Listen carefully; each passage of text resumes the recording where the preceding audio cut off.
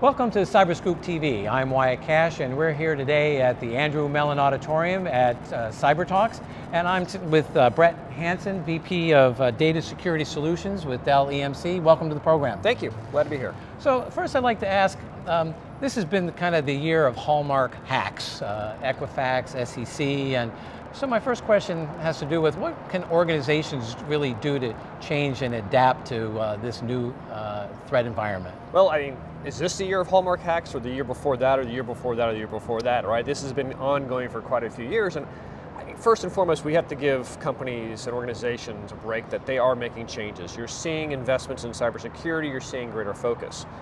The number one recommendation I have is ensuring that your board, that your line of business are aligned to your cybersecurity strategy.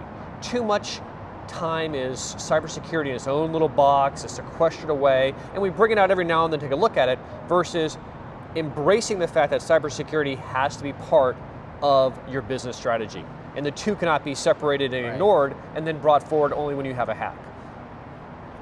Now, next I'd like to ask, I think generally speaking it's safe to say organizations have generally been reactive, and what are some simple suggestions for them to become more proactive on the cybersecurity front? Well, above and beyond just having a strategy and making sure you're aligning your business and your cybersecurity teams to that strategy, the next big piece I would say is end users, right? People are your biggest cybersecurity risk. It's not the endpoints, it's not your network, it's not your data centers, it's us. Why? We're curious, we're creative, we're collaborative, right? All of these things create risk. And so we spend way too much time talking about the technology and not enough time talking about the people, and then defining solutions that actually allow people to be people, creative, collaborative, but at the same time can protect them. And I think also as part of this is we're still wedded to a lot of former legacy technology that worked 10 years ago, maybe even 5 years ago, but today, with how people work and the threats that are facing us, we've got to move beyond that. We've got to look at the new forms of technology that we can embrace.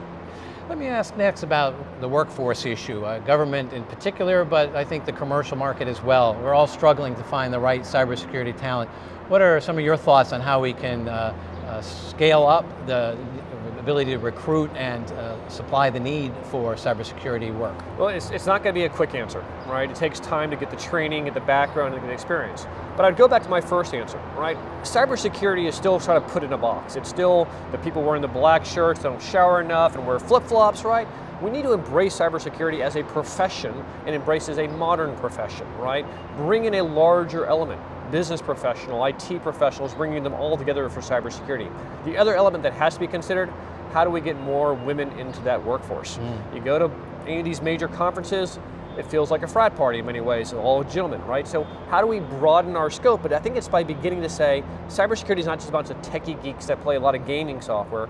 It's a true business profession, and we must be inclusive in that effort. And lastly, cybersecurity tends to come with a negative overtone.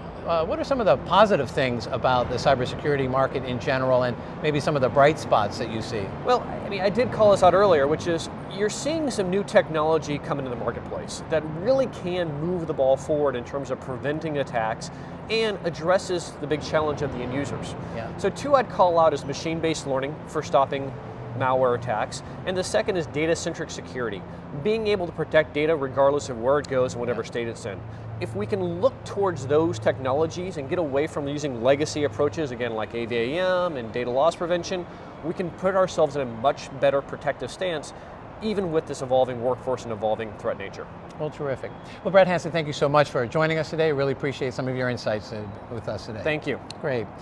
For more of our videos, go to our YouTube channel, and for more of our coverage on cybersecurity, you can find it on cyberscoop.com. I'm Wyatt Cash. Thanks for watching.